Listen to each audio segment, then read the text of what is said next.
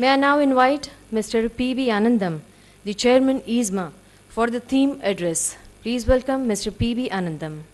Sri Narendra Modi ji, Honorable Chief Minister, Gujarat, and Mr. Sri Saurabhai Patel, Minister for Industry, State of Gujarat, and other dignitaries on the dais, and the distinguished guests and invitees from within India and from other parts of the world. Welcome, and thank you all for this attendance here in this evening.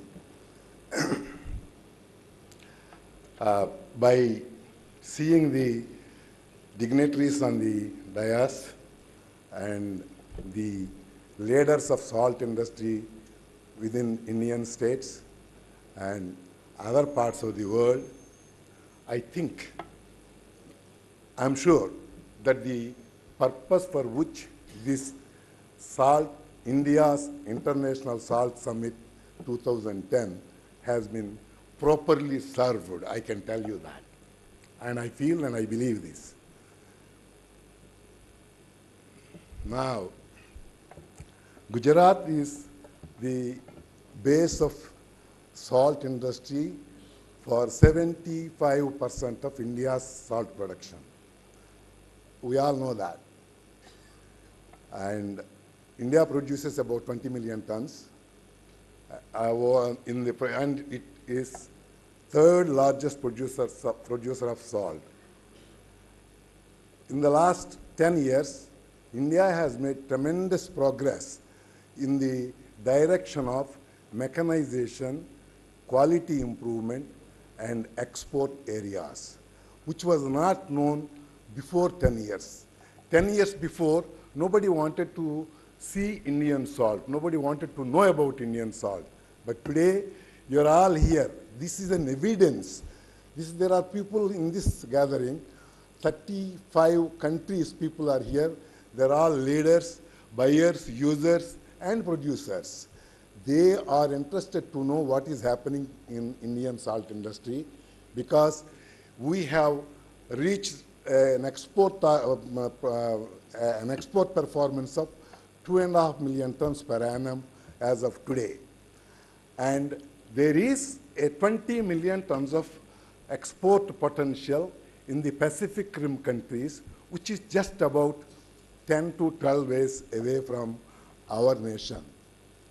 But all that we are doing is 10% of that requirement after 10 years of attempt. This 10 years, this has been achieved because of the vision, the encouragement given by the Honorable Chief Minister, Sri Narendra Modi ji, for salt industry, because we have been in salt industry, we are seeing all over the world.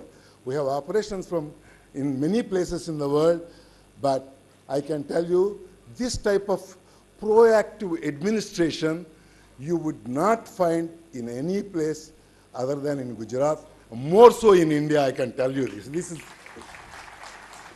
This is a proper devotion of their focus and an obsession to achieve the top-class qualitative administration is being seen here, and I'm proud to say this. I'm not trying to politicize it. I'm as a businessman.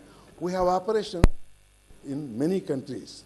We are a small company, family company. We have operations in many countries. But we are operating in a country today, Senegal, where we have one of the 3 largest phosphoric acid producers in the world. We are in joint venture with IFCO, and we are operating.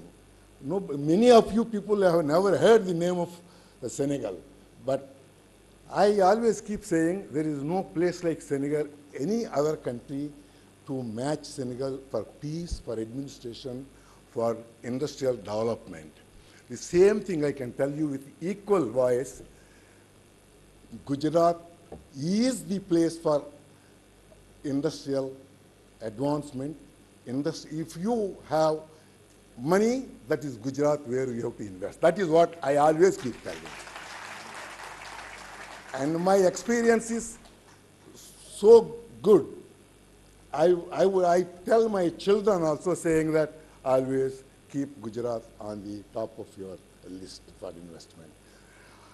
Therefore, with this devotion, with this administrative advantages, we have reached this stage, and then, as I said, there is 20 million tons of potential for selling salt in the Pacific Rim countries, and this can be done because 75% of India's salt production is from Gujarat, and 75% of this 20 million tons exportable quantity should go from Gujarat under this Chief Minister.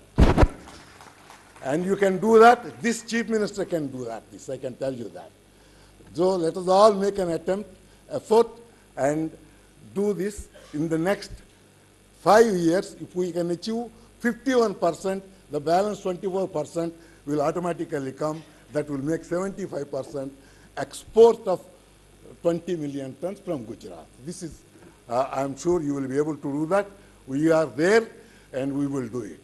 And I request the dignitaries on the dais to give all their support as they are giving, and encourage this industry further.